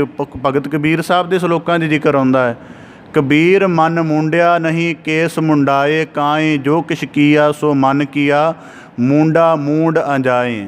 कि अंदर प्रीत का चाह पैदा नहीं होया, अंदर प्रभु की प्रीत नहीं पैदा हुई। केवल बाहरों देख लिया कि ਜਿਹੜੇ ਜਟਾਵਾਂ वाले लोग ने ज़्यादा धार्मिक लगते ने, उन्हां वर्गा रूप धारण कर लिया। फिर एक पक्ष ते जाके अपने आप नूं आप ही लगा कि जटावां वाला जीवन ठीक नहीं है, तो बिल्कुल घरड़ मुरड़ वाला जीवन होना चाहिए। कहते वो देख के बाहरी तौर पर धर्म का भेख अपना करके अपनाया, हिरदे दे विचों प्रीत करके थोड़ा परनाया। तो जे हुण केसां दे पੱਧਰ की गल चली है तो ये दोवें पक्ष गलत ने अपने आप दे विच, कि केसां नूं जटावां दा रूप देना तो केसां की दात तो बिल्कुल मुनकर हो जाना। तो भगत कबीर साहब जी कहते कबीर प्रीत एक स्यो की है, जे तेरी प्रीत एक दे नाल है तो जे उस एक प्रीत दे विचों जिहड़ा तेरा जिन्ना जीवन उपजया जिवें दा भी उपजया वो साबित रहना चाहिए, उहदे नाल ना घटा ते ना वधा वाला भी कोई संबंध चलना चाहिए। क्योंकि भगत कबीर साहब जी के समय दे विच ऐसे मत का बड़ा प्रभाव सी कि दो तरह के मत चलते सन, कि जां तो बिल्कुल घोन मोन हो के सन्यासी हो जाओ, जां फिर साध प्रवृत्ति के अधीन हो के जटावां आदਿਕ रख लो। तो भगत कबीर साहब जी कहते इन्हां दोवां मतां दे विच नहीं। जिहड़ा दूजी पंक्ति है ना, भावै लांबे केस कर भावै कर मुंडाए, ये कोई निर्णा नहीं है। ये भगत कबीर साहब जी जिहड़ी दुविधा की गल चल रही उहदे नाल जुड़दी होई गल कर रही है कि तेरी असल समस्या तो हल होई नहीं, गुरु चरणां दे नाल अकाल पुरख दे नाल तेरी प्रीत तां पई नहीं, बाहरों धर्म के भेख विच भटक रहा, कदी जटावां धर लेना तो कदी केसां की दात तो मुनकर हो जाना। तो भगत कबीर साहब जी कहते भावें लांबे केस कर भावें कर मुंडाए, जे तेरा द्वैत मिट जाता, जे हुण तेरा द्वैत मिट जाता तो तू समझ लेना सी कि धर्म की साधना अंदरूनी है, बाहरी स्वरूप नूं वधाउणा घटाउणा जां किसी प्रकार करना ये उहदे नाल इन्ना संबंध नहीं रखता। और दूजी गल, जदों बंदा अध्यात्मक तल ते ਉੱਚਾ ਚੱਲਿਆ ਜਾਂਦਾ ਉਹਨੂੰ ਇਸ ਗੱਲ ਦੀ ਵੀ ਸਮਝ ਆਉਂਦੀ ਹੈ। ਹੁਣ ਅਸੀਂ ਕਦੀ ਇਹ ਨਹੀਂ ਵਿਚਾਰਿਆ ਹੋਏਗਾ ਕਿ ਸਾਨੂੰ ਸਤਿਗੁਰੂ ਸਾਹਿਬ ਜੀ ਨੇ ਜਿਹੜੇ ਕੇਸਾਂ ਦੀ ਦਾਤ ਹੈ ਉਹਨੂੰ ਇੰਨਾ ਜ਼ਰੂਰੀ ਕਿਉਂ ਕੀਤਾ। ਜਦੋਂ ਮਨੁੱਖ ਨਾਮ ਰਸੀ ਅਨੁਭਵ ਦੇ ਵਿੱਚ ਉਹਦੀ ਦੇਹ ਪੂਰੀ ਢਲ ਜਾਂਦੀ ਹੈ, ਫਿਰ ਉਹਨੂੰ ਸਮਝ ਆਉਂਦੀ ਹੈ ਕਿ ਕਿਸ ਪ੍ਰਕਾਰ ਜਿਹੜਾ ਕੇਸਾਂ ਦੀ ਦਾਤ ਹੈ ਇਹ ਮੇਰੀ ਜਿਹੜੀ ਨਾਮ ਰਸੀ ਅਵਸਥਾ ਹੈ ਉਹਨੂੰ ਕਿਵੇਂ ਜਬਤ ਦੇ ਵਿੱਚ ਢਾਲਦੀ ਹੈ। जबत दे विच ढालण का भाव है कि जदों बंदा सिमरन अभ्यास करके अपने मन दे तो उपर उठना शुरू हो जाता है तो उहदी इस अवस्था नूं जे जबत ना मिले तो उहदी बौरियां वाली हालत हो सकती है। तो फिर केसां दा बणिया होया जिहड़ा एक समूह स्वरूप हुंदा है वो उहदी इस नाम रसी अवस्था नूं जबत दिंदा है तो उहदे जीवन दे विच सहज बणिया रहिंदा है। तो इसे प्रकार भगत कबीर साहब जी आखदे हन भावें लांबे केस कर भावै कर मुंडाए, विशा ये नहीं कि तू जटावां तर ले, जां विशा ये नहीं कि तू बिल्कुल कौन मोन हो जावें। विशा तो भगत कबीर साहब जी कहते हैं मन नूं साधण दा है, तो साधना तो मन नूं है पर भुलेखा पै गया बाहर नूं साधदे फिरदे हाँ। जिवें हुण ये सारे मतां दी विचार कर ली जावे। उदासी मत बनिया, उदासी मत ने कहा कि परिवार तो उदास होकर बाहर रहो, पर गुरु साहब जी कहते सो उदासी जे पाले उदास, कि रहो घर दे विच, परिवार हर वेले थोड़ा तुहानूं जकड़ेगा, परिवार दे विच रहो पर इन्हां दे जिहड़ा मोह जां इन्हां दा व्यर्थ प्रकार दा आकर्षण बनिया है उहदे तो थोड़ा थोड़ा दूर रहो तो अपनी आत्मा के सुभाअ दे नेड़े रहो, यही उदासी है। हुण जोगी इसे प्रकार जिवें जोग मत धारण करना, कहंदे जटावां रखो पिंडे ते सवाह मल लो, कंन दे विच मुंदरां पा लो, खफनी धारण कर लो, लोटा पकड़ लो। तो जपजी साहब च सानू रोजाना शब्द के अनुसार योग की है गुरु साहब जी रोजाना समझाते हैं। मुंदा संतोख शर्म पत झोली, ध्यान की करहे विभूत, खिंथा काल कुआरी काया, जुगत डंडा प्रतीत। तो रोजाना सानू शब्द का योग, शब्द द्वारा योग किवें धारण करना ये समझा रहे हैं। तो भगत कबीर साहब जी कहते कबीर प्रीत एक स्यों कीए, जदों एक अकाल पुरख दे नाल जां किसी पूर्ण सतगुरु के चरणों के नाल प्रीत की जाएगी, वो तेरी ये दुविधा भी कढ़ देगा कि केस रखने चाहिए कि नहीं रखने चाहिए। इस करके पहला प्रीतता एक दे नाल जोड़, अपने जीवन दे विच एकाग्र भावना दे नाल धर्म के मार्ग ते चल तां सही। और दूजी गल है हुण मनुख धर्म नूं पहलां की हुंदा सी कि धर्म का जिहड़ा स्वरूप बनिया हुंदा सी बंदा उहनूं उसे तरह अपना लैंदा सी। हुण धर्म के स्वरूप नूं परणाउण लगदा है ਤਾਂ ਪਹਿਲਾਂ ਆਪਣੇ ਮਨ ਦੇ ਅਸਾਧ ਅਵੇਗਾਂ ਨੂੰ ਸਾਹਮਣੇ ਰੱਖਣਾ ਸ਼ੁਰੂ ਕਰ ਦਿੰਦਾ ਅਤੇ ਕਹਿੰਦਾ ਜੇ ਧਰਮ ਮੈਨੂੰ ਇਸ ਅਨੁਸਾਰ ਮਿਲ ਜਾਏ ਫਿਰ ਮੈਂ ਧਰਮ ਨੂੰ ਅਪਣਾਵਾਂਗਾ, ਨਹੀਂ ਤੇ ਨਹੀਂ ਅਪਣਾਵਾਂਗਾ। ਉਦਾਹਰਨ ਦੇ ਤੌਰ 'ਤੇ ਜਿਵੇਂ ਖੰਡੇ ਬਾਟੇ ਦੀ ਪੌਲ ਲੈਣ ਦੀ ਗੱਲ ਹੁੰਦੀ ਹੈ, ਜਾਂ ਖੰਡੇ ਬਾਟੇ ਦੀ ਪੌਲ ਤਾਂ ਬਹੁਤ ਦੂਰ ਦੀ ਗੱਲ ਹੈ, ਬਹੁਤ ਵੱਡੀ ਗੱਲ ਹੈ। ਨਿਮਨ ਪੱਧਰ ਦੇ ਥੋੜ੍ਹਾ ਹੇਠਲੇ ਪੱਧਰ 'ਤੇ ਆ ਕੇ ਗੱਲ ਕਰੀਏ, ਜਿਵੇਂ ਸਿੱਖੀ ਜੀਵਨ ਨੂੰ ਧਾਰਨ ਕਰਨਾ ਹੈ ਤਾਂ ਉਹਦੇ ਵਿੱਚ ਕਿਹਾ ਜਾਂਦਾ ਹੈ ਕਿ ਰੋਜ਼ਾਨਾ ਬਾਣੀ, ਗੁਰਸਿੱਖ ਨੇ ਬਾਣੀ ਦਾ ਅਭਿਆਸ ਕਰਨਾ, ਪਹਿਰ ਰਾਤ ਜਾਗ ਕੇ ਇਸ਼ਨਾਨ ਦੀ ਕਿਰਿਆ ਸੋਧ ਕੇ। ਤਾਂ ਉਹਦੇ ਵਿੱਚ ਹੀ ਇਸ ਅਮਲ ਨੂੰ ਨਹੀਂ ਪਕੜਨਾ, ਉਹਦੇ ਸੰਬੰਧ ਦੇ ਵਿੱਚ ਆਪਣਾ ਮਨ ਦਾ ਆਵੇਗ ਜਾਂ ਮਨ ਦਾ ਅਸਾਧਪੁਣਾ ਸ਼ਾਮਲ ਕਰ ਲੈਣਾ ਅਤੇ ਕਹਿ ਦੇਣਾ ਹੈ ਜੀ ਜਿਹੜਾ ਮੁੜ ਕੇ ਹੈ ਜੀ ਮੇਰੀ ਜਿਹੜੀ ਅੰਮ੍ਰਿਤ ਵੇਲੇ ਦੀ ਸਾਧਨਾ ਉਹ ਤਾਂ ਦਿਨ ਚੜ੍ਹੇ ਆਰੰਭ ਹੁੰਦੀ ਹੈ 10-11 ਵਜੇ। ਜਿਵੇਂ ਸ਼ਹਿਰੀ ਜੀਵਨ ਦੇ ਵਿੱਚ ਅੰਮ੍ਰਿਤ ਵੇਲੇ ਦੀ ਪਰਿਭਾਸ਼ਾ ਹੋਰ ਹੀ ਬਣ ਜਾਂਦੀ ਹੈ, ਉਹਨਾਂ ਦੀ ਬਦਲ ਜਾਂਦੀ ਹੈ। ਤਾਂ ਇਸੇ ਪ੍ਰਕਾਰ ਮਨੁੱਖ ਅੱਜ ਦੇ ਮਨੁੱਖ ਦੀ, ਕਿਉਂਕਿ ਇਹ ਪੋਸਟ ਮਾਡਰਨ ਥਾਟਸ ਜ਼ਮਾਨੇ ਦੇ ਵਿੱਚ ਜਿਉਂ ਰਿਹਾ, ਇਹਦੀ ਜਿਹੜੀ ਬੁੱਧੀ ਹੈ ਉਹਦੇ ਅੰਦਰ ਦੇ ਜਿਹੜੇ ਇਮੋਸ਼ਨ ਨੇ ਉਹਦੇ ਵਿੱਚ ਟੈਕਨੀਕ ਸ਼ਾਮਲ ਹੋ ਗਈ ਹੈ ਅਤੇ ਸਾਇੰਸ ਦੇ ਜਿਹੜੇ ਤਿੱਖੇ ਫਾਰਮੂਲੇ ਨੇ ਉਹ ਇਹਦੀ ਸਾਈਕੀ ਨੂੰ ਹਰ ਵੇਲੇ ਉਹ ਚੇਂਜ ਜਿਹਾ ਕਰਦੇ ਰਹਿੰਦੇ ਨੇ ਅਤੇ ਧਰਮ ਦੇ ਜਿਹੜੇ ਕੋਮਲ ਭਾਵ ਨੇ ਇਹਨੂੰ ਸਮਝ ਨਹੀਂ ਆਉਂਦੇ, ਇਹ ਉਹਨਾਂ ਨੂੰ ਕੱਟ ਵੱਢ ਕੇ ਆਪਣੇ ਅਨੁਸਾਰ ਕਰਨਾ ਚਾਹੁੰਦਾ ਤਾਂ ਉਹਦੇ ਅਨੁਸਾਰ ਗੱਲ ਬਣਦੀ ਨਹੀਂ। ਫਿਰ ਕਹਿ ਦਿੰਦਾ ਧਰਮ ਮੇਰੇ ਕੰਮ ਦੀ ਚੀਜ਼ ਨਹੀਂ, ਛੱਡ ਦਿੱਤਾ ਜਾਵੇ। ਤਾਂ ਭਗਤ ਕਬੀਰ ਸਾਹਿਬ ਜੀ ਕਹਿੰਦੇ ਕਬੀਰ ਪ੍ਰੀਤ ਇੱਕ ਸਿਉਂ ਕੀਏ। ਹੁਣ ਜਿੰਨੇ ਸਤਿਗੁਰੂ ਜਾਂ ਜਿੰਨੇ ਦੁਨੀਆ ਭਰ ਦੇ ਰਿਸ਼ੀ, ਦੁਨੀਆ ਦਾ ਕਿਸੇ ਧਰਮ ਦਾ ਪੈਗੰਬਰ ਕੋਈ ਇੱਕ ਦਿਖਾ ਦਿਓ ਜਿਹੜਾ ਕੇਸਾਂ ਦੀ ਦਾਤ ਤੋਂ ਬਿਨਾਂ ਹੋਵੇ। ਸਨਾਤਨ ਮਤ ਦੇ ਅਵਤਾਰ ਕਹੇ ਜਾਂਦੇ ਨੇ, ਸਾਰੇ ਅਵਤਾਰ ਕੇਸਾਂ ਵਾਲੇ, ਪਰ ਵਿਜੋਕਾ ਮਨੁੱਖ। ਔਰ ਦੂਜੀ ਗੱਲ, ਹੁਣ ਮੈਂ ਕਈ ਵਾਰੀ ਇਹਨਾਂ ਚੀਜ਼ਾਂ ਨੂੰ ਬੜਾ ਗਹਿਰਾ ਵਾਚੀਦਾ ਹੈ ਕਿ ਦੁਨੀਆ ਦੇ ਵਿੱਚ ਜਿਹੜਾ ਆਦਰਸ਼ਕ ਮਨੁੱਖ ਪੈਦਾ ਦਿਖਾਇਆ ਜਾ ਰਿਹਾ ਜਾਂ ਜਿਹਦੇ ਬਾਰੇ ਕਿਹਾ ਜਾ ਰਿਹਾ ਕਿ ਬੜਾ ਮਨੁੱਖ ਸੋਹਣਾ ਹੈ, ਹੈਰਾਨਗੀ ਸਹਿਤ ਵਾਚੋ ਕਿ ਉਹਨੂੰ ਜਿਹੜੀ ਕੇਸਾਂ ਦੀ ਦਾਤ ਹੈ ਉਹਦੇ ਤੋਂ ਹੀ ਉਹਦੇ ਜੀਵਨ ਦੇ ਸਰੀਰ ਦੇ ਉੱਪਰ ਕੇਸਾਂ ਦਾ ਥੋੜ੍ਹਾ ਜਿਹਾ ਅੰਸ਼ ਰਹਿਣ ਦਿੱਤਾ ਗਿਆ।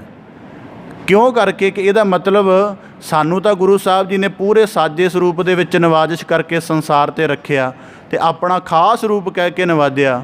ਸਾਨੂੰ ਉਸ ਖਾਸ ਸਰੂਪ ਦਾ ਗਿਆਨ, ਉਹਦੀ ਮਹੱਤਤਾ, ਉਹਦਾ ਅੰਦਰੂਨੀ ਅਨੁਭਵ ਪਤਾ ਨਹੀਂ ਰਿਹਾ ਤਾਂ ਅਸੀਂ ਦੁਨਿਆਵੀ ਛਲਾਵਿਆਂ ਦੇ ਵਿੱਚ ਠੱਗੇ ਜਾ ਰਹੇ ਹਾਂ। ਤਾਂ ਭਗਤ ਕਬੀਰ ਸਾਹਿਬ ਜੀ ਕਹਿੰਦੇ ਕਬੀਰ ਪ੍ਰੀਤ ਇੱਕ ਸਿਉਂ ਕੀਏ। ਜੇ ਪ੍ਰੀਤ ਥਿਰ ਹੋਵੇ ਤੇ ਤੇਰੀ ਦੁਬਿਧਾ ਕੱਢ ਦੇਵੇ, ਨਹੀਂ ਤਾਂ ਸੰਸਾਰ ਅੱਜ ਦੇ ਵਿੱਚ ਕਿੰਨੇ ਗੁਰਸਿੱਖਾਂ ਦੇ ਬੱਚੇ ਇਸੇ ਭਾਵਨਾ 'ਚ ਛਲੇ ਜਾਂਦੇ ਨੇ ਕਿ ਤੂੰ ਇਸ ਰੂਪ ਦੇ ਵਿੱਚ ਸੰਸਾਰ ਦੇ ਵਿੱਚ ਆਈਡਲ ਨਹੀਂ ਲੱਗਦਾ, ਤੂੰ ਆਰਡੀਨਰੀ ਲੱਗਦਾ, ਸਧਾਰਨ ਜਿਹਾ ਲੱਗਦਾ ਹੈ। ਜੇ ਤੂੰ ਆਈਡਲ ਬਣਨਾ ਹੈ ਤੇ ਸ਼ਿੰਗਾਰ ਦੇ ਇਸ ਰੂਪ ਨੂੰ ਆਪਣਾ, ਤਾਂ ਤੂੰ ਆਈਡਲ ਲੱਗੇਗਾ। ਤਾਂ ਭਗਤ ਕਬੀਰ ਸਾਹਿਬ ਜੀ ਕਹਿੰਦੇ ਇਸ ਤਰ੍ਹਾਂ ਨਹੀਂ ਗੱਲ ਬਣਨ ਵਾਲੀ। ਭਾਵੇਂ ਲਾਂਬੇ ਕੇਸ ਕਰ, ਗੱਲ ਹੈ ਪ੍ਰੀਤ ਇੱਕ ਦੇ ਨਾਲ ਥਿਰ ਹੋਣ ਦੀ। ਕਬੀਰ ਜਗ ਕਾਜਲ ਕੀ ਕੋਠਰੀ, ਅੰਧ ਪਰੇ ਤਿਸ ਮਾਹੇ। ਹੁਣ ਭਗਤ ਕਬੀਰ ਸਾਹਿਬ ਜੀ ਇਸੇ ਪ੍ਰਕਾਰ ਅੱਗੇ ਬਖਸ਼ਿਸ਼ ਕਰਦੇ ਹਨ, ਕਬੀਰ ਜਗ ਕਾਜਲ ਕੀ ਕੋਠੜੀ, ਕਿ ਜਿਹੜਾ ਸੰਸਾਰ ਹੈ ਅਸਲ ਦੇ ਵਿੱਚ ਕਾਲਖ ਦੀ ਕੋਲੇ ਦੀ ਕੋਠੜੀ ਹੈ। ਤਾਂ ਭਗਤ ਕਬੀਰ ਸਾਹਿਬ ਜੀ ਕਹਿੰਦੇ ਇਹਦੇ ਵਿੱਚ ਜੀਵ ਕਿਵੇਂ ਨੇ? ਅੰਧ ਪਰੇ ਤਿਸ ਮਾਏ, ਜਿਵੇਂ ਜੀਵ ਅੰਨਾ ਹੋਇਆ ਕੋਈ ਜੀਵ ਕਾਲਖ ਦੀ ਕੋਠੜੀ, ਕੋਲੇ ਦੀ ਕੋਠੜੀ ਵਿੱਚ ਦਾਖਲ ਹੋ ਜਾਵੇ।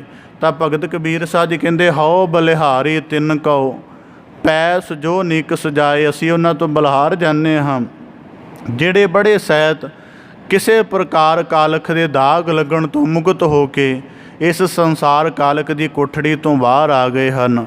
ਇਸ ਵਿੱਚ ਸ਼ਲੋਕ ਨੂੰ ਵੀ ਵਿਚਾਰਨ ਦਾ ਯਤਨ ਕਰੀਏ ਤਾਂ ਇਸ ਪ੍ਰਕਾਰ ਭਗਤ ਕਬੀਰ ਸਾਹਿਬ ਜੀ ਬਖਸ਼ਿਸ਼ ਕਰਦੇ ਹਨ, ਜਗ ਕਾਜਲ ਕੀ ਕੋਠੜੀ, ਭਾਵ ਕਿ ਸੰਸਾਰ ਦੇ ਵਿੱਚ ਮਨੁੱਖ ਨੇ ਹਰ ਸਮੇਂ ਕਰਮ ਤਾਂ ਕਰਨੇ ਹਨ, ਮਨ ਦੇ ਨਾਲ ਸੋਚਣਾ ਵੀ ਹੈ, ਜ਼ੁਬਾਨ ਦੇ ਨਾਲ ਬੋਲਣਾ ਵੀ ਹੈ, ਹੱਥਾਂ ਦੇ ਨਾਲ ਕਰਨਾ ਵੀ ਹੈ। ਕਰਮ ਤਾਂ ਮਨੁੱਖ ਨੂੰ ਸੰਸਾਰ ਦੇ ਵਿੱਚ ਰਹਿ ਕੇ ਕਰਨਾ ਪਏਗਾ।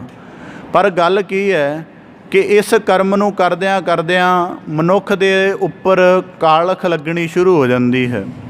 ਉਦਾਹਰਨ ਦੇ ਤੌਰ 'ਤੇ ਸੰਸਾਰ ਦੇ ਵਿੱਚ ਪ੍ਰਵਿਰਤ ਹੈ, ਸੰਸਾਰ ਦੀਆਂ ਇੱਛਾਵਾਂ, ਕਾਮਨਾਵਾਂ ਜਾਂ ਸੰਸਾਰ ਦੀਆਂ ਵਾਸ਼ਨਾਵਾਂ ਜਾਂ ਸੰਸਾਰਕ ਪੱਧਰ 'ਤੇ ਜਿਹੜਾ ਮਿਲਿਆ ਹੋਇਆ ਦਵੈਤ ਹੈ, ਜਦੋਂ ਉਹਦੇ ਤਹਿਤ ਸੋਚੇਗਾ ਤਾਂ ਜਿਹੜਾ ਜੀਵਨ ਦੇ ਵਿੱਚ ਹੈ ਦਵੈਤ ਭਾਵਨਾ ਬਣਦੀ ਜਾਏਗੀ। ਤਾਂ ਜਿਹੜਾ ਮਨੁੱਖ ਦਾ ਜੀਵਨ ਦਾ ਕਰਮ ਹੈ ਉਹਦੇ ਸਾਰੇ ਜਿਹੜੇ ਵਿਚਾਰ ਹਨ ਉਹ ਮਲੀਨ ਹੋ ਜਾਣਗੇ। ਤਾਂ ਭਗਤ ਕਬੀਰ ਸਾਹਿਬ ਜੀ ਕਹਿੰਦੇ ਜਗ ਕਾਜਲ ਕੀ ਕੋਠਰੀ, ਕਿ ਜੇ ਸੰਸਾਰ ਦੇ ਪੱਧਰ 'ਤੇ ਸੰਸਾਰਿਕ ਦ੍ਰਿਸ਼ਟੀਕੋਣ ਅਨੁਸਾਰ ਦੇਖਦੇ ਹਾਂ, ਸਮਝਦੇ ਹਾਂ ਜਾਂ ਜਾਣਦੇ ਹਾਂ ਤਾਂ ਦੇਖਣਾ ਵੀ ਜਿਹੜਾ ਹੈ ਉਹ ਜੀਵਨ ਦੇ ਵਿੱਚ ਮੈਲ ਪੈਦਾ ਕਰੇਗਾ। ਤਾਂ ਭਗਤ ਕਬੀਰ ਸਾਹਿਬ ਜੀ ਕਹਿੰਦੇ ਜਗ ਕਾਜਲ ਕੀ ਕੋਠਰੀ। ਇਸੇ ਪ੍ਰਕਾਰ ਵਰਤੋਂ ਵਿਵਹਾਰ ਵੀ ਕਰਨਾ ਪੈਂਦਾ ਹੈ। ਵਰਤੋਂ ਵਿਵਹਾਰ ਦੇ ਵਿੱਚ ਜਦ ਲੋਭ ਜਾਂ ਅਹੰਕਾਰ ਜਾਂ ਤ੍ਰਿਸ਼ਨਾ ਦਾ ਦਖਲ ਹੋ ਗਿਆ ਤਾਂ ਭਗਤ ਕਬੀਰ ਸਾਹਿਬ ਜੀ ਕਹਿੰਦੇ ਜਿਹੜਾ ਕਾਰ ਵਿਹਾਰ ਦਾ ਦਖਲ ਹੈ ਉਹ ਵੀ ਮਲੀਨ ਹੋ ਜਾਏਗਾ। ਤਾਂ ਭਗਤ ਕਬੀਰ ਸਾਹਿਬ ਜੀ ਕਹਿੰਦੇ ਜਗ ਕਾਜਲ ਕੀ ਕੋਠਰੀ। ਕੋਈ ਮਨੁੱਖ ਇਹ ਕਹੇ ਕਿ ਮੈਂ ਸੰਸਾਰਿਕ ਤਲ 'ਤੇ ਜਿਉ ਰਿਹਾ ਹਾਂ ਤਾਂ ਸੰਸਾਰਿਕ ਤਲ 'ਤੇ ਜਿਉਂਦਿਆਂ ਮੈਨੂੰ ਕਿਸੇ ਪ੍ਰਕਾਰ ਦੀ ਮੈਲ ਨਹੀਂ ਲੱਗੀ। ਭਗਤ ਕਬੀਰ ਸਾਹਿਬ ਜੀ ਕਹਿੰਦੇ ਐਸਾ ਸੰਭਵ ਨਹੀਂ ਹੈ। ਦਰਅਸਲ ਵਿਥਿਆ ਤਾਂ ਇਸ ਪ੍ਰਕਾਰ ਦੀ ਹੈ ਕਿ ਜਗ ਕਾਜਲ ਕੀ ਕੋਠਰੀ। ਹੁਣ ਇਸ ਗੱਲ ਨੂੰ ਬੜਾ ਸਰਲ ਸਮਝਣਾ ਹੋਵੇ। ਪਰਿਵਾਰ ਵਿੱਚ ਬੈਠੇ ਹਾਂ, ਯਕੀਨਨ ਹੈ ਚਰਚਾ ਕਰਨੀ ਪਏਗੀ, ਗੱਲਬਾਤ ਕਰਨੀ ਪਏਗੀ, ਪਰ ਉਹ ਗੱਲਬਾਤ ਗਿਆਨ ਦੀ ਵਿਚਾਰ ਦੇ ਨੇੜੇ, ਸਿਫਤ ਸਲਾਹ ਦੇ ਨੇੜੇ ਰਹੇ ਜਾਂ ਆਤਮ ਗਿਆਨ ਦੇ ਨੁਕਤੇ 'ਤੇ ਕੇਂਦਰਿਤ ਇਹ ਜ਼ਰੂਰੀ ਨਹੀਂ ਹੈ। ਥੋੜ੍ਹੇ ਸਮੇਂ ਬਾਅਦ ਉਹੀ ਵਿਚਾਰ ਨਿੰਦਿਆ ਵਿੱਚ ਪਰਿਵਰਤ ਹੋ ਸਕਦੀ ਹੈ। ਇਸ ਪ੍ਰਕਾਰ ਇਹ ਜਗ ਕਾਜਲ ਦੀ ਕੋਠਰੀ ਹੈ। ਬੋਲਣਾ ਵੀ ਅੰਦਰ ਮੈਲ ਪੈਦਾ ਕਰੇਗਾ। ਵਰਤੋਂ ਵਿਵਹਾਰ ਕਰਨਾ ਹੈ ਤਾਂ ਦੁਨਿਆਵੀ ਗਰਜ਼ਾਂ ਲੋੜਾਂ ਕਰਕੇ ਦੂਜੇ ਦਾ ਹੱਕ ਵੀ ਦਬਾਉਣਾ ਪੈਂਦਾ ਔਰ ਮਨੁੱਖ ਦਬਾਉਂਦੇ ਨੇ। ਇਹਦੇ ਕਰਕੇ ਦੂਜੇ ਦਾ ਹੱਕ ਮਾਰਿਆ ਜਾਂਦਾ ਤਾਂ ਫਿਰ ਵੀ ਮੈਲ ਲੱਗਦੀ ਹੈ। ਇਸੇ ਪ੍ਰਕਾਰ ਕਿਉਂਕਿ ਜਗਤ ਵਿੱਚ ਸ਼ਾਮਲ ਹੋਣਾ ਹੀ ਸਭ ਤੋਂ ਵੱਡੀ ਆਪਣੇ ਆਪ ਦੇ ਵਿੱਚ ਇੱਕ ਸਮੱਸਿਆ। ਤਾਂ ਭਗਤ ਕਬੀਰ ਸਾਹਿਬ ਜੀ ਕਹਿੰਦੇ ਅੰਧ ਪਰੇ, ਭਾਵ ਕਿ ਇੱਕ ਤਾਂ ਵੈਸੇ ਜਗਤ ਦੇ ਵਿੱਚ ਮੈਲ ਲੱਗਦੀ, ਅੰਧੇ ਕਾਲਖ ਦੀ ਕੋਠੜੀ ਵਿੱਚ ਦਾਖਲ ਹੋ ਗਏ ਨੇ। ਦੂਜਾ ਉੱਪਰੋਂ ਮਨੁੱਖ ਹੈ ਅੰਧੇ। ਅੰਧੇ ਦਾ ਭਾਵ ਕਿ ਪਤਾ ਹੀ ਨਹੀਂ ਹੈ ਕਿ ਕਾਲਖ ਦੇ ਵਿੱਚ ਦਾਖਲ ਹੋ ਗਏ ਆ। ਤਾਂ ਜੇ ਬੰਦਾ ਹੋਵੇ ਅੰਧਾ, ਕਾਲਖ ਦੀ ਕੋਠੜੀ ਵਿੱਚ ਵੜ ਜਾਏ ਤਾਂ ਉਹਦੇ ਕੱਪੜਿਆਂ ਦੇ ਉੱਪਰ ਜਿੰਨੇ ਮਰਜ਼ੀ ਦਾਗ ਲੱਗੇ ਜਾਣ, ਉਹਨੂੰ ਕਿਹੜੀ ਕੋਈ ਫਿਕਰ ਹੁੰਦੀ ਹੈ? ਉਹਨੂੰ ਕਿਸੇ ਪ੍ਰਕਾਰ ਦੀ ਕੋਈ ਫਿਕਰ ਨਹੀਂ ਹੈ। ਤਾਂ ਭਗਤ ਕਬੀਰ ਸਾਹਿਬ ਜੀ ਕਹਿੰਦੇ ਹਉ ਬਲਿਹਾਰੀ ਤਿੰਨ ਕਉ ਪੈਸ ਜੋ ਨੀਕ ਸਜਾਹੀ। ਉਹਨਾਂ ਤੋਂ ਬਲਿਹਾਰ ਜਾਂਦੇ ਹਾਂ ਜਿਨ੍ਹਾਂ ਨੇ ਜਗਤ ਦੇ ਵਿੱਚ ਵਿਚਰਦਿਆਂ ਹੋਇਆਂ ਆਪਣੇ ਮਨ ਨੂੰ ਸ਼ਵੱਛ ਰੱਖਿਆ, ਭਾਵ ਕਿ ਮਨ ਵਿੱਚ ਦਵੈਤ ਨਹੀਂ ਭਾਰੂ ਹੋਣ ਦਿੱਤਾ, ਜਿਨ੍ਹਾਂ ਨੇ ਆਪਣੇ ਨੇਤਰਾਂ ਦੇ ਵਿੱਚ ਕਾਮ ਦੀ ਮਲੀਨਤਾ ਨਹੀਂ ਉਤਰਨ ਦਿੱਤੀ, ਜਿਨ੍ਹਾਂ ਨੇ ਆਪਣੇ ਸ਼ਰਵਣ ਦੇ ਵਿੱਚ ਨਿੰਦਿਆ ਦਾ ਰਸ ਨਹੀਂ ਉਤਰਨ ਦਿੱਤਾ, ਜਿਨ੍ਹਾਂ ਨੇ ਆਪਣੀ ਚਮੜੀ ਦੇ ਵਿੱਚ ਗੰਦਾ ਸਪਰਸ਼ ਉਹਦੇ ਭਾਵ ਨਹੀਂ ਪੈਦਾ ਹੋਣ ਦਿੱਤੇ, ਅਤੇ ਜਿਨ੍ਹਾਂ ਨੇ ਆਪਣੇ ਜੀਵਨ ਦੇ ਮਨੋਰਥ ਵਿੱਚ ਕੇਵਲ ਸੰਸਾਰ ਦੀਆਂ ਪ੍ਰਾਪਤੀਆਂ ਹੀ ਨਹੀਂ ਰੱਖੀਆਂ।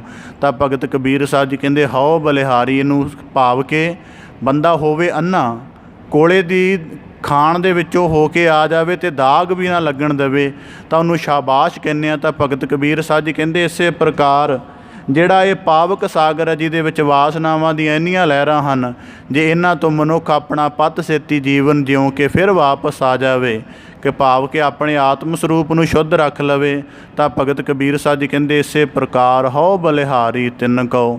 ਅਸੀਂ ਉਹਨਾਂ ਤੋਂ ਬਲਿਹਾਰ ਜਾਂਦੇ ਹਾਂ, ਭਾਵ ਕਿ ਜਿਹੜੇ ਆਪਣੇ ਜੀਵਨ ਨੂੰ ਇਸ ਕਦਰ ਜਿਉਂਦੇ ਹਨ ਕਿ ਕਰਮ ਵੀ ਕਰਦੇ ਹਨ, ਚਿੱਕੜ ਵਿੱਚ ਵੀ ਰਹਿੰਦੇ ਹਨ, ਪਰ ਕਮਲ ਦੀ ਨਿਆਈ ਆਪਣੇ ਪੰਖਾਂ ਨੂੰ ਚਿੱਕੜ ਦੇ ਨਾਲ ਨਹੀਂ ਭੇਜਣ ਦਿੰਦੇ ਹਨ।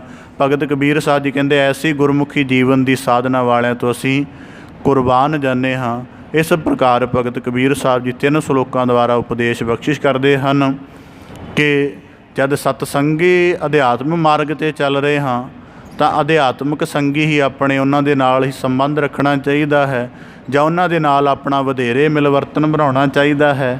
ਇਸੇ ਪ੍ਰਕਾਰ ਇੱਕ ਅਕਾਲ ਪੁਰਖ ਦੇ ਨਾਲ ਆਪਣਾ ਮਨ ਬੁੱਧ ਚਿੱਤ ਸੁਰਤ ਸਾਧ ਕੇ ਪ੍ਰੀਤ ਕਰਨੀ ਚਾਹੀਦੀ ਹੈ।